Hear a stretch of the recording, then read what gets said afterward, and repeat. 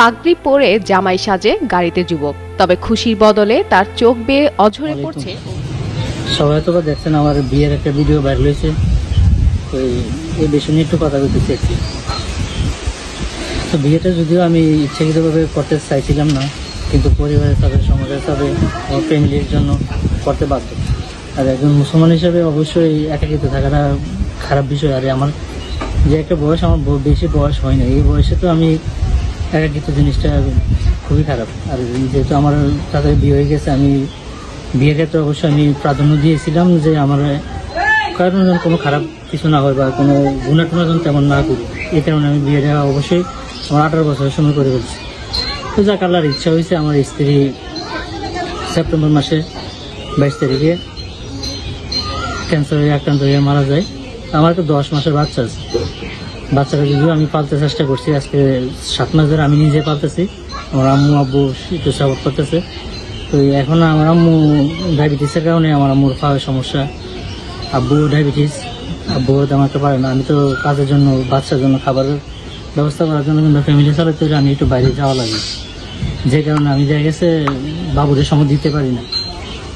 তো সেই হিসাবে বাড়িতে আমার আম্মু দেখা গেছে একাতে কাজ করতেছে, আবার একাতে বাবুরে নিয়ে রেখে দিচ্ছে। এমন একটা পরিস্থিতি আমি নিজের চোখে দেখতেছি যে আম্মু একাতে ভাত রাঁধতেছে, আবার একাতে বাবু।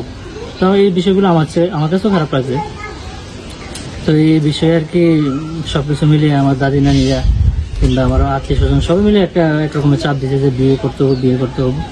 তো যাক, আলহামদুলিল্লাহ আমিও, আমার যে বর্তমান স্ত্রী, উনিও আমাকে প্রাধান্য দিয়েছে যে আমার সন্তানকে দেখবে বা আমার পরিবারকে দেখবে। সব কিছু মিলিয়ে যাক, আলহামদুলিল্লাহ সেও খুব ভালো মানুষ।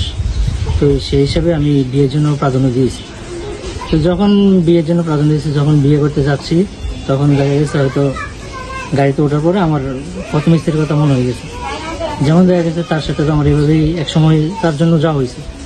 তাকে বিয়ে করার সময় কিংবা তার সাথে কবুল বলার মুহূর্তগুলো, তার বিয়ের দিনগুলোর মুহূর্তগুলো, এগুলা তো ভোলা যায় না। আর সে খুব ভালো ছিল, খুব ভালো মানুষ ছিল, তার কথা কখনো বলে শেষ করা যেত না। আমি তার জন্য সবসময় দোয়া করি। আমি সবসময় তার কবরে থাকি বা তার কবর আশেপাশে, কিন্তু আমার আত্মীয় যারা জানে সবাই আমাকে অনেক রকম ধমকাইতো যে তুই প্রতিদিন কেন কবরে যাস। কিন্তু আমি বলতাম যে সে যেহেতু আমার থেকে দেখেছে, কিন্তু আমি স্বামী হিসেবে তার আমার দায়িত্ব যে আমি তাকে জান্নাত পর্যন্ত পৌঁছাবো এবং আমি নিজের জান্নাত পর্যন্ত নিয়ে যাবো, যে আমার জান্নাতে একসাথে থাকবো, আবার আমাদের জান্নাতে দেখা হবে। তো এই বিষয়গুলো অনেকে অনেক রকম মন্তব্য করতেছে বা অনেক রকম বলতেছে, কিন্তু আমি কিছু মনে করতেছি না। কারণ পৃথিবীর মানুষই এরকম যে কিছু মনে করবে, কিছু মনে করবে না। কেউ ভালোভাবে নিবে, কেউ ভালোভাবে নিবে না। হয়তো ভাবছে বা আমি ব্যবসা লেগে করি বা ভিউ লেগেই করতেছি, এমন অনেকে মন্তব্য করছে। কিন্তু আসল কথা হলো যে আমি নিজের কাছে যে খারাপ লাগতেছে, যে ভিডিওটা বাইরে হয়েছে, আমার নিজের কাছে খারাপ লাগছে।